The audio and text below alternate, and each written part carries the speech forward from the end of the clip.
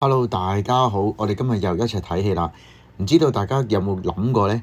罪可唔可以被赦免呢？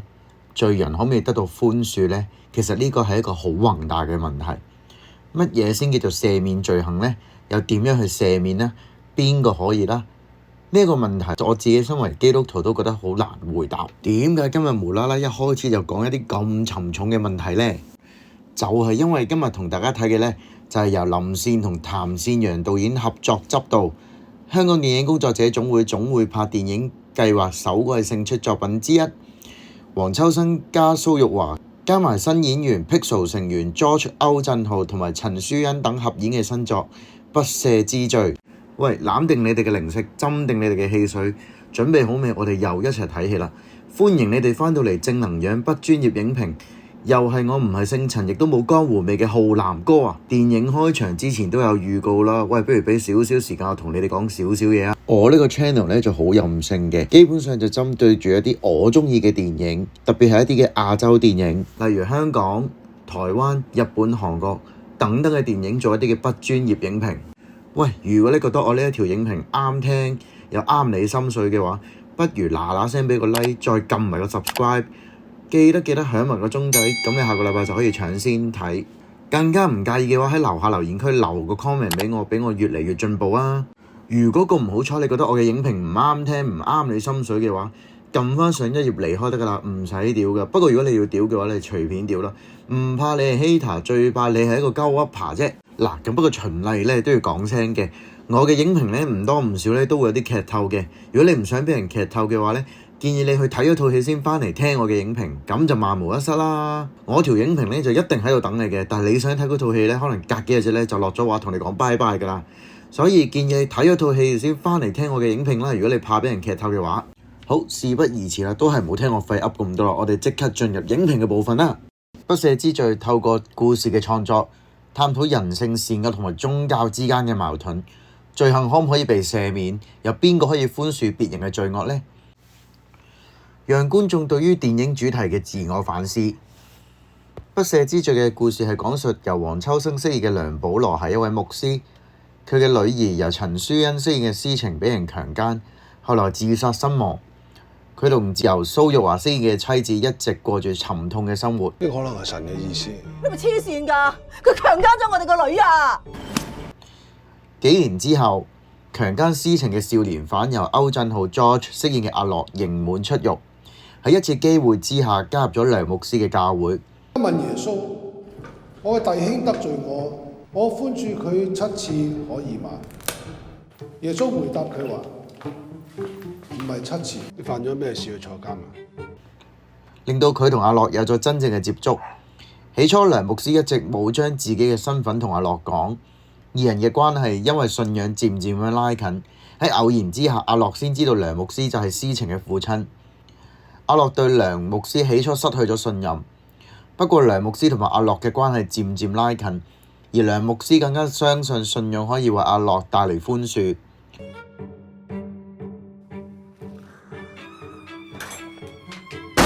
我是在罪孽裏生的，我是在罪孽裏生的。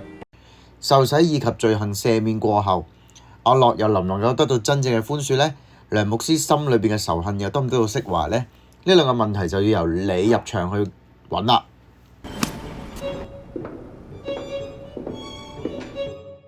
你咪想我死先去原諒我啊？我係想你死，但係唔係就咁死。對於宗教有關題材嘅電影，我相信好多時候好多觀眾都會拒諸門外，因為總會覺得呢一種類型嘅電影難免會感受到對於宗教嘅主觀角度。身為觀眾點樣去投入喺電影嘅空間裏邊，點樣從創作者嘅角度理解唔同嘅觀點，帶嚟好多嘅思考空間。不赦之罪，我相信大概就係呢一類型嘅電影，一部以宗教題材包裝嘅電影。骨子裏其實道出咗好多唔同嘅細節同埋命題。而導演方面，林善同埋譚善陽過去都有執導短片嘅經驗，而我相信觀眾咧就應該對林善嘅印象係深啲嘅，因為林善曾經參與李卓斌執導嘅《G 殺》，同埋何爵天執導嘅《正義迴廊》。制度係可以改，但係為咗私心改嘅嗰啲叫權術。而且憑《G 殺》獲得最佳新演員提名。而譚善陽就曾經執導先浪潮短片作品《群鼠》，二人首次嘅合導，劇本就由譚善陽負責，以宗教作為故事嘅包裝同埋故事嘅切入點。咁其實咧，我3歲咧就開始返教會嘅，咁啊，所以教會嚟講咧，對我嚟講係一個好熟悉嘅環境啦。咁而我又有信仰啦，咁我就一直都好疑惑咧，點解好似我哋話齋，即係點解咧香港電影咁少討論基督教？咁就好想講一個關於寬恕嘅故仔。因為我嗰陣咧又有留意一個新聞係外國嘅，咁就係講有個炸彈案。咁炸彈案完咗之後咧，真係殺咗好多人啦。咁但係咧有個牧師咧出嚟話佢要去愛呢個放炸彈嘅人，佢要寬恕佢。我聽嘅時候咧就覺得好震撼。咁所以我就一直都記住呢個故事，同埋就好想去講究竟呢個寬恕嘅心路歷程係點樣。咁開始我嘅寫作啦。隨住故事嘅發展，人物之間嘅關係、罪惡同埋寬恕、宗教同反宗教彼此之間嘅關聯同埋矛盾，成為咗不赦之罪嘅主軸，令到電影唔止着重於單一嘅主題，仲引嚟好多嘅思考空間。無疑呢一個故事嘅架構確實係突顯咗兩位導演嘅野心，尤其呢個題材並唔容易駕馭，觀眾未必容易接受同埋理解。而譚善陽嘅劇本呢，從人物同埋事件之間嘅關係，就落下咗一個對於寬恕別人同埋赦免罪惡嘅定義。梁牧師同佢嘅太太面對自己個女私情俾人強姦，私情去世，阿樂嘅出現，太太難以抽離陰霾。梁牧師就處於咗兩難之處。一，從當事人嘅父親角度，佢心裏邊對阿樂充滿住仇恨，但係佢同時都係一位牧師嘅身份，佢應該去寬恕阿樂嘅罪行，令到佢能夠重新投入喺生活之中。再者喺呢個兩難嘅矛盾同埋衝突，佢點樣去面對呢？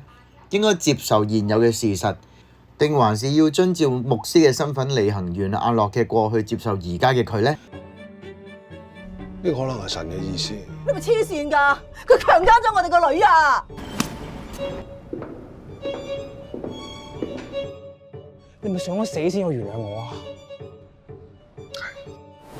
我係想你死，但係唔係就咁死。都漸漸成為咗呢一套電影非常之值得討論嘅問題。講到呢度，問題就開始啦。何謂原諒？何謂寬恕？呢啲係咪只係單憑口講，只係口號就可以能夠對過去嘅仇恨寬大為懷？林善同埋譚善陽藉住呢個故事嘅設定，訂立咗傷痛嘅前設，阿樂同埋私情嘅過去，成為咗今日梁牧師同阿樂之間嘅衝擊。梁牧師一直相信赦免罪行，但係咪應該由佢嚟赦免呢？佢每次都會提到神嘅存在性，而神會唔會寬恕罪人嘅過錯呢？呢個其實係一個好難回答嘅問題。彼得問耶穌：我嘅弟兄得罪我寬恕佢7次可以嗎？耶穌回答佢話：唔係7次，係70個7次。兩位導演藉住呢個事情嘅前設，對於呢個問題嘅思考，或者唔會有一個好肯定嘅答案，但係我相信絕對值得討論嘅。而不赦之罪電影嘅故事篇幅唔長，但係整體個故事非常之完整。兩位導演嘅表現恰好自如，從電影故事嘅創作、主題嘅選取以及拍攝嘅方式，都唔難睇到兩位導演嘅野心。然而呢一份嘅野心能夠突顯出兩位導演嘅創作同埋技巧，甚至對於人性善惡同矛盾嘅探討，配以宗教嘅背景，其實呢個劇本相對係非常之複雜嘅。我是在罪孽裏生的，從我母親懷胎的時候就有了罪。人物嘅沉重壓抑、複雜嘅心境，透過電影嘅沉鬱，突顯出角色心裏邊嘅反覆同埋矛盾，呈現咗強烈嘅氛圍同埋格調。最初見到不赦之罪有黃秋生同埋蘇玉華嘅參演，心諗唉冇死啦，同埋心裏邊就會覺得電影入邊一定有唔少同場嘅火花演出，甚至係充滿緊湊嘅場面。點解佢會喺度㗎？呢度教會嚟嘅，人人都嚟得。我問你點解佢會喺度啊？黐線㗎！佢強姦咗我哋個女啊！確實電影入邊有唔少佢哋兩個人嘅場口，令人睇到強烈嘅劇情張力。其中有一場佢哋兩個人喺冇任何嘅對白嘅場面之下，淨係睇到佢哋兩個人嘅表情演出，兩隻眼已經見到佢哋嘅情緒變化。而我自己就非常之喜歡今次蘇玉華嘅演出，特別係佢同阿樂喺海邊，阿樂希望佢原諒自己嗰一場戲。呢一場戲，蘇玉華完美咁樣表現出母親一方面仍然心痛自己個女所發生嘅悲劇，而另外一方面又知道可能因為自己個女先會導致呢個悲劇發生，從而有少少釋懷咗對阿樂嘅仇恨。到最後佢仍然關心阿樂，叫佢食多啲嘢啦。嗰一種嘅矛盾嘅完美演繹，直頭想起身為佢鼓掌。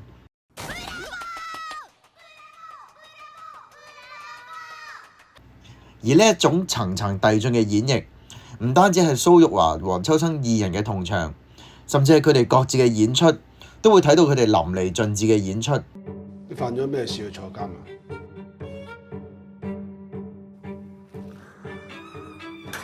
我係想你死，但係唔係就咁死。而首次擔正主演嘅 George 歐振豪，佢喺電影入邊表現四平八穩。其實較早之前 George 喺 ViuTV 原創劇《那年盛夏我們綻放如花》之中嘅表現已經令人眼前為之一亮。估唔到嚟到今次不赦之罪，甚至比起之前嘅《那年盛夏》、I Swim、飛黃騰達等等佢演過嘅劇集更加令人有驚喜。個規矩話已讀不回，死全家，所以唔睇就可以冇事。就咁話啦，我請食添。佢咁係有嘢定冇嘢啊？食剩嘅麵包係放入雪櫃，飲完嘅汽水罐攞出嚟回收。由今日開始，我要做壞人。佢雖然喺電影入邊係一個強暴犯，但喺戲入邊完全表現得到純真嘅存在，完美演繹到嗰種俾生命唯一一線光背叛嘅時候，由小綿羊變成惡魔嘅過程。電影入邊中嘅阿樂係最通透、最易看穿嘅簡單男孩，同邪惡兩個字好似有千里之遠。但係 George 嘅演繹更加令到觀眾想知道佢點解會犯下呢種咁可怕嘅罪行。你犯咗咩事去坐監啊？因為我自己覺得佢嘅角色設定係非常之複雜，加上佢同黃秋生有唔少嘅同場演出，但係 George 仍然可以發揮自如，表現穩固。而陳書欣喺電影入邊嘅演出戲份相對唔多，劇本對於私情嘅描寫未算十分之深刻，大概係想透過佢嘅父母同埋阿樂嘅視點角度，令到觀眾可以補翻對私情呢個人物嘅了解。所以我自己覺得陳書欣喺演出上面係恰好自然嘅。的確 George 今次喺電影入邊完全顛覆咗我平時對佢喺團體入邊嘅印象。你瞓低！你瞓低啊！你都瞓低！跪低！相信下年嘅金像獎最佳新演員提名必定都佔一個席位啦啩。總結嚟講，《不赦之罪》可以話係一部需要多少少時間消化嘅電影，當中對於宗教、人性、善惡等等唔同嘅命題，都需要花啲時間去思考。而譚善陽嘅劇本完整度非常之高，配合佢同林線嘅執導，唔同場面嘅處理，營造整體嘅氣氛，以較短嘅篇幅刻畫，令到觀眾可以走入佢哋嘅電影空間入邊，從而去理解人物對於唔同元素嘅思考，或者觀影之後呢，對於罪應該由邊個去赦免，又或者應該去原諒或者寬恕別人嘅罪，電影係唔會俾觀眾一個確實嘅答案，因為正正呢個先係我哋需要思考嘅問題。好啦，今日時間差唔多啦。今次《不赦之罪》喺正能量不專業影評裏邊得到嘅星星推薦值係有，而截至到今日2025年6月20號，《不赦之罪》喺 IMDB 網絡電影資料庫嘅評分呢係有。